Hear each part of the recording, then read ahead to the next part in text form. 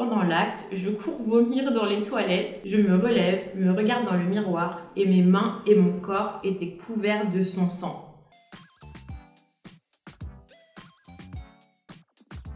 Salut tout le monde, bienvenue sur ce premier épisode de la FAQ avec du cul bien sûr. Aujourd'hui, donc c'est en orange derrière moi parce que c'est Halloween, donc c'est une FAQ avec du cul spécial Halloween. Alors sur Nuit sans folie, vous avez peut-être vu qu'on vous a demandé de nous poser des questions de cul, auxquelles moi, clarification, je vais répondre.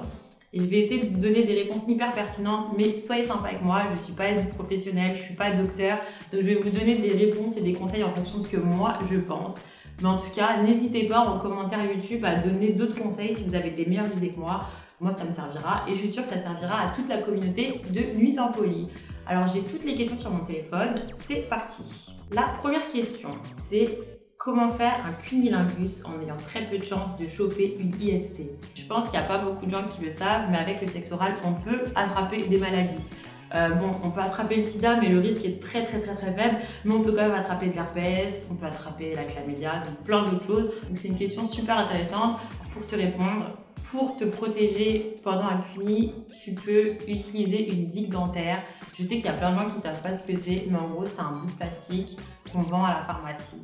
C'est pas très glamour, mais bon, au pire, ça dure 10 minutes. Donc pendant 10 minutes, tu auras un morceau de plastique sur la langue, mais au moins ton cuni sera 100% safe.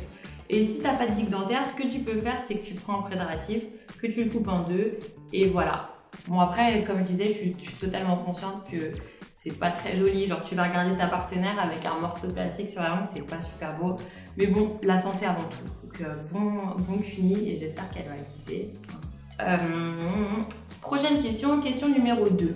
Comment améliorer son odeur corporelle? Son odeur corporelle, il faut se laver, mais je pense que comme c'est une FAQ avec du cul, tu me demandais plutôt comment améliorer son odeur intime. Là encore, je vais dire de te laver parce que ça me semble logique. Moi je suis pas un garçon, du coup je sais pas comment les garçons se lavent précisément, mais je dirais que faut se laver avec de l'eau et se frotter, je pense que c'est suffisant. Et pour les filles c'est pareil, de l'eau et voilà, ça suffit.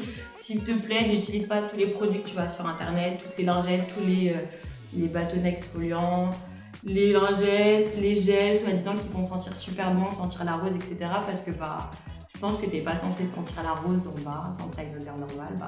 Tu sens bon, t'inquiète, tu auras une bonne odeur corporelle. Donc de l'eau et du savon qui n'est pas trop agressif.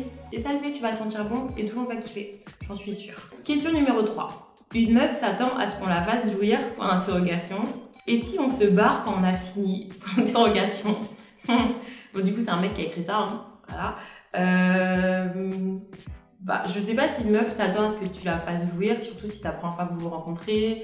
Donc à mon avis, elle s'attend pas forcément à avoir un orgasme. Mais je t'avoue que si tu te barres dès que tu as fini, autant baiser avec une poupée gonflable ou autant acheter un masturbateur. Si tu penses qu'à toi, il n'y a pas besoin d'aller voir une autre meuf juste pour tirer ton coup et partir. Enfin franchement, je trouve que ça se fait pas. Donc s'il te plaît, ne fais jamais ça, ça se fait pas. Tu mérites de coucher avec personne. Si quand tu baises avec une meuf, t'as ton orgasme et tu t'en vas. J'espère que tu prends pas trop mal ce que je te dis, mais c'est un truc de mal élevé, genre vraiment. Donc non, t'es pas obligé, si t'arrives pas à lui donner un orgasme, c'est pas trop grave, mais tu pars pas juste après quand même. Puis même si t'as ton orgasme et que t'es fatigué, tu peux utiliser tes doigts ou ta langue ou ta bouche, plein d'autres choses. Mais s'il te plaît, te barre pas dès que t'as craché parce que ça se fait pas. Je pense que tes parents ils t'ont pas élevé comme ça. Enfin j'espère, hein, ça se trouve ils t'ont jamais dit. Pardon, je m'égare. Ensuite, question numéro 4. Ah, elle est trop mignonne cette question. Pour la première fois, est-ce que c'est mieux de s'épiler vraiment partout, entre parenthèses, même derrière? Pour la première fois, est-ce que c'est mieux de s'épiler partout? Je sais pas. En fait, tout dépend de si tu as confiance en toi quand tu as des poils ou pas. Moi, quand j'ai fait ma toute première fois, j'avais pas confiance parce que j'avais peur d'avoir des poils. Je trouvais que les poils, c'était pas joli, etc. Donc, je me suis épilée de partout. Mais la Clarisse d'aujourd'hui, elle dirait à la Clarisse qui a baisé pour la première fois que ça ne sert à rien de se casser le dos pour se raser les poils de cul et tout parce qu'en fait on s'en fout des poils. Mais bon, après quand t'es jeune, t'as pas le même recul, donc si avoir aucun poil ça te donne vraiment confiance en toi et que ça te gêne moins, rase-toi de partout si tu veux. Mais sache que c'est en aucun cas une obligation, que si le mec avec qui tu fais ta première fois il t'aime, que t'as confiance en lui, c'est pas parce que t'as quelques poils que ça va changer quelque chose à l'affaire. Enfin c'est mon point de vue, hein, mais à toi de voir. Essaye de le faire avec des poils, essaye de le faire sans poils et vois si ça change quelque chose pour toi. Mais je te dis franchement, les poils, on fait une fixette dessus, alors qu'au final, c'est juste des poils et les mecs, ils en ont partout. T'inquiète pas qu'il va pas calculer tes 3 poils dans les fesses. Fais-moi confiance. Prochaine question. Comment faire quand il y a une différence assez importante de libido dans un couple? Je pense qu'il faut que tu parles avec ton partenaire parce qu'il faut que tu saches d'où vient cette différence de libido. Est-ce que c'est parce que ta partenaire, elle prend la pilule, du coup elle a une baisse de libido, du coup là tu pourras rien faire en fait? Ou est-ce que c'est parce que tu te laves pas et du coup ça la dégoûte et du coup elle a plus envie de toi? Donc c'est pour ça qu'en fait il faut vraiment que tu saches d'où ça vient. Une fois que tu sauras d'où ça vient, si tu peux faire quelque chose à cette baisse de libido par exemple, tu pourras agir en conséquence. Ensuite, moi je pense que quand vous en parlez, il ne faut pas s'énerver. Je peux comprendre que ce soit frustrant, voire même vexant de vouloir faire l'amour avec sa copine et que ta copine elle dit non, j'ai pas envie et que ça dure pendant 2 mois, 3 mois, 4 mois, des fois 1 an même. Mais c'est comme ça, tu vas pas la forcer. C'est mieux de parler avec elle qu'elle se force à avoir des rapports avec toi et que personne kiffe son moment. Donc tu parles avec elle, tu vois ce qui va pas et petit à petit, je pense que ça va aller mieux. Il faut surtout pas s'énerver. Et ensuite, je pense que ce que vous pouvez faire, vous n'êtes pas obligé de faire l'amour bien sûr, mais vous pouvez retrouver une intimité sans sexe, genre des massages, prendre votre douche ensemble, des petits trucs comme ça mignons, mais pas forcément qui vont pas forcément amener au sexe, parce que de toute façon, l'autre personne, elle n'aura pas envie.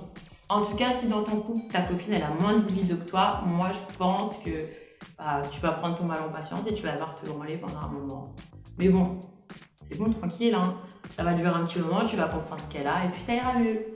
Courage, j'en suis sûre, ça va bien se passer. Faut juste pas s'énerver. Et pas lui faire de reproches aussi parce qu'elle pourrait le prendre encore plus mal et sa libido, elle va encore plus chuter. Donc voilà, bon courage, il faut prendre ton mal en patience, mais ça ira mieux, j'en suis sûre. Alors du coup, la prochaine question, c'est... Alors, j'aimerais des conseils pour pratiquer la masturbation féminine sans pénétration. Déjà, je trouve que ta question, elle est cool parce que je pense qu'il y a pas mal de filles pour qui la masturbation, c'est direct comme dans les films porno, la meuf elle est sur le dos, les jambes écartées, qu'elle se met des doigts avec des ongles qui sont encore plus longs que les miens. Donc c'est cool que tu poses la question sur comment le faire sans pénétration. Bon après il y a forcément des filles qui aiment avec pénétration, voilà. Mais si tu veux faire sans pénétration, tu peux, je sais pas, juste toucher le clito par exemple, sur le dos, ou tu peux le faire sous la douche avec le jet d'eau. Tu peux faire quoi? Tu peux le faire à 4 pattes comme si tu étais en levrette et tu touches le clito. Ou tu peux... Oh, j'ai vu un film où la fille elle se frottait à un oreiller. Enfin, elle était sur le coussin et elle se frottait. Je ne sais pas ce que ça vaut, mais si tu veux essayer et après nous faire un retour, moi j'aimerais bien savoir si ça fait plaisir ou pas. Mais en tout cas, tu peux faire plein de techniques sur le dos, sur le ventre, dans la douche. Tu peux utiliser tes doigts, tu peux utiliser un vibromasseur juste qui touche le clito. Franchement, la masturbation, c'est pas du tout obligé de passer par la pénétration. Moi, je suis sûre qu'il y a plein de filles qui n'aiment pas ça. Moi, je déteste ça. Je vois pas ce que ça me fait de me mettre des doigts. Et je pense qu'on est plusieurs dans ce cas-là. Donc, en vrai, il faut juste que tu expérimentes et tu verras la manière qui te fait le plus kiffer. Donc, amuse-toi bien. Ça va. Je suis sûre que tu vas kiffer aussi. Il faut juste que tu trouves la technique et puis... ça va être parfait. Après, tu vas devenir un peu accro, je pense que tu vas vouloir le faire tout le temps. Donc, fais attention parce que sur la survie, ça devient vite addictif. Prochaine question. Question numéro 6. C'est comment de s'insérer des pommes de terre dans l'anus? Je demande pour un ami. Moi, je sais pas personnellement parce que je me suis jamais inséré de pommes de terre dans l'anus, ni même un autre légume. Mais bon, chez Nuit sans folie, on ne juge pas les fantasmes des gens. Donc si tu peux t'insérer une pomme de terre dans l'anus, fais-le. Mais juste, je te conseille de prendre un légume bio qui a poussé sans pesticides. Ensuite, je te conseille de bien laver ta pomme de terre et de mettre un préservatif dessus parce que tu vas pas t'insérer un légume comme ça. Mais bon courage. Si tu veux nous parler de ton expérience avec la pomme de terre, tu peux témoigner sur Nuit sans folie après. J'ai hâte de la lire, j'espère que ça va bien se passer et que tu vas kiffer avec ta patate. Hein. Bon courage en tout cas. J'espère que tu vas pas en prendre une trop grosse, c'est jamais. Voilà, je pense que c'était une question un peu second degré, mais bon, on répond à tout ici quand même. Ensuite, prochaine question. Est-ce que le sperme, ça a vraiment bon goût? Alors déjà, je sais pas qui t'a dit que le sperme avait bon goût, parce que ça a un goût un peu spécial, je pense. Hein. Mais en fait, le truc, c'est que en fonction de la personne que tu vas sucer, si elle a une hygiène de vie plus ou moins, je vais dire déplorable, mais ça se fait pas. En fonction de la personne que tu vas sucer, en fonction de son hygiène de vie, apparemment son sperme aura un goût différent. Donc si par exemple tu fréquentes un mec qui boit beaucoup d'alcool, qui boit beaucoup de café, qui mange beaucoup de fast-food, qui fume autre chose que des cigarettes, qui prend de la drogue, des trucs comme ça, qui mange pas super bien, bah, apparemment ça sera vraiment pas bon. Alors, ça sera peut-être amer ou acide, un truc comme ça, mais en tout cas ça sera pas ouf. Après, à l'inverse, si ton mec il a peut-être une hygiène de vie un peu plus correcte, ça sera moins amer, ça sera peut-être meilleur. Mais là, encore une fois, je ne sais pas parce que moi, je fréquente des mecs qui ont vraiment des hygiènes de vie pourries, qui respectent pas du tout les 5 fruits et légumes par jour. Donc, je peux dire que ça donne pas un truc de ouf pour ma part, mais bon. En tout cas, il faut que tu essayes, que tu goûtes et tu verras bien. Mais en tout cas, le sperme, je dirais pas que ça a bon goût, ça a un goût qui est un peu space. Mais à toi de voir, ça se trouve tu vas adorer, ça va devenir ta boisson préférée. Non, j'exagère quand même, mais ça se trouve tu vas grave kiffer le sperme, donc à toi de voir. Et par contre, c'est vrai qu'il y a des aliments qui rendent le sperme meilleur. Donc fais manger des ananas ou du ananas à ton mec tout le temps. Et il y a grave moyen qu'au final ce soit super bon. Mais là encore, je ne sais pas si c'est vrai parce que moi, je n'ai jamais essayé. Donc, à toi de voir. Tu seras notre cobaye. Tu nous diras aussi sur les impolis. Prochaine question. Comment on est censé, entre parenthèses, gars, faire pour tenir plus longtemps au lit? Moi, je suis pas un gars, donc du coup, je sais pas trop comment faire pour durer plus longtemps au lit. Mais du coup, je vais te dire ce qu'on m'a dit, ce que j'ai entendu. Peut-être que ça va t'aider. Donc, ce que tu peux faire déjà, c'est quand tu sens que ça va venir, tu demandes à ta partenaire de changer de position. Comme ça, tu seras dans une position où tu feras peut-être un peu moins d'efforts. Ça va te permettre de souffler, de reprendre ta respiration et de redescendre un peu. Donc, on va dire que tu penses que ça va venir, vous êtes en missionnaire et tu sens que ça va venir. Bah, tu sais quoi, tu dis bon, chérie, on change de position, viens sur moi. Comme ça, tu es sur le dos, tu respires un peu et tu as le temps de te calmer. Sinon, ce que tu peux faire, je vois que ça. Ah non, sinon, ce que tu peux faire, pour te calmer aussi, pareil, tu t'occupes d'elle, tu lui fais un cuni, tu lui mets des doigts, tu lui fais des bisous, enfin bref. Il faut juste que tu te calmes un peu et que ton activité, elle redescende. Et là, il n'y a pas de raison que tu craches d'un seul coup, tu vois. Mais même si tu craches d'un seul coup, que tu craches un peu vite, franchement, c'est pas la mer à boire. Ça arrive à tout le monde et je pense que ta partenaire, elle sera hyper compréhensible. Tant que tu fais pas comme l'autre gars et que dès que tu as craché, tu te barres, elle sera super compréhensible. Je pense que toutes les meufs ont ou bien vont connaître dans leur vie un mec un peu trop précoce à leur goût, mais c'est pas grave, ça arrive, c'est pas du tout une honte. Et des fois, c'est un peu flatteur, tu dis ah ouais, le mec il a craché en 30 secondes, ça veut dire que je suis vraiment trop forte. Donc c'est un peu flatteur, c'est sûr que si c'est ça tout le temps, au bout d'un moment c'est frustrant, mais si ça t'arrive une fois de temps en temps et qu'après tu essayes de compenser, tranquille, franchement, il n'y a pas à te faire. Faut pas que ça te monte trop au cerveau, faut pas que ça te stresse, parce que justement, trop penser à ça, je pense que ça nique un peu l'ambiance et que ça met une pression sur tes épaules et on n'a pas besoin de ça. Hein. Le cul, c'est censé être fait pour s'amuser, donc t'inquiète. Franchement, je crois en toi et tu vas très bien t'occuper d'elle, même si tu craches en 3 minutes. Ça va le faire, t'inquiète. Prochaine question, c'est quelle taille du pénis est la taille parfaite? Franchement, je sais pas si tu t'attends à un chiffre en centimètres, genre que je fasse ça, mais non, parce que pour moi, il n'y a pas de taille parfaite. Enfin, peut-être que pour moi, il y a une taille parfaite, mais pour une pote à moi, la taille parfaite, elle sera différente. Pour une autre pote à toi, la taille, elle sera différente. Enfin, franchement, il n'y a pas de taille parfaite, parce que pour chaque partenaire que tu vas rencontrer dans ta vie, la taille parfaite, elle va varier. Donc, en gros, elle n'existe pas. L'important, c'est pas la taille du pénis que tu as, c'est surtout comment tu t'en sers. C'est pour ça qu'en fait, toute l'année, les meufs, elles disent la taille, ça compte pas, la taille, ça compte pas, la taille, ça compte pas. Parce que tu vas tomber sur un mec qui en a une super grosse et du coup, il va se contenter de ça et il va rien faire. À côté, tu vas tomber sur un mec qui en a vraiment une toute petite et il va te faire des trucs de ouf. Donc, au final, la taille, ça compte vraiment pas. Donc, j'espère que tu n'as pas écrit cette question parce que tu es complexé parce que tu as dans ton pantalon. Parce que ça n'a pas lieu d'être. Je suis sûre que même si tu en as une très petite, une très grande, tu vas faire kiffer toutes les meufs que tu vas rencontrer. Et si tu les fais pas kiffer, au pire, tu peux nous raconter tes anecdotes aussi. Voilà, ça va nous faire un peu rire et t'inquiète, moi ça va me faire plaisir de voir tes anecdotes. Bon, on arrive sur c'est la toute dernière question là déjà. J'aime quelqu'un en secret. Le hic, c'est que c'est un professeur. Dois-je le draguer ou alors ne rien faire? La personne qui a écrit cette question, elle n'a pas écrit son âge, mais qu'elle soit mineure ou qu'elle soit majeure, franchement, je te déconseillerais d'aller draguer ton prof. Alors déjà, si tu es mineur à aller draguer ton prof, non, parce que c'est un adulte et puis ça n'a pas lieu d'être comme relation. Et si t'es à la fac ou que t'es majeur ou quoi, même draguer ton prof, même si je sais pas si sur le coup de la loi il y a quelque chose, je pense que ton prof il pourrait avoir des problèmes avec sa hiérarchie, du coup il pourrait se faire virer. Et puis enfin non, c'est ton prof, tu vois. Si t'es à l'université que t'en kiffes sur lui, attends de finir ta licence. Une fois que tu seras plus élève là-bas, ça va bien se passer, tu vas voir, vous allez vivre votre idylle. Mais si t'es au lycée, franchement c'est juste un crush. Moi aussi, quand j'étais en première L, j'étais en kiff sur mon prof de français, j'étais grave amoureuse de lui.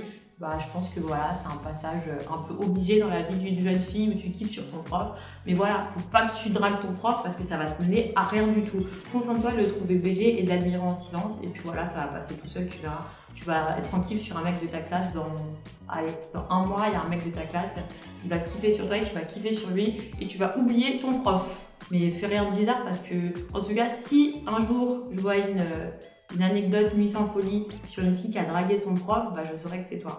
Donc attention, s'il te plaît. Bah, du coup, j'ai répondu à toutes vos questions.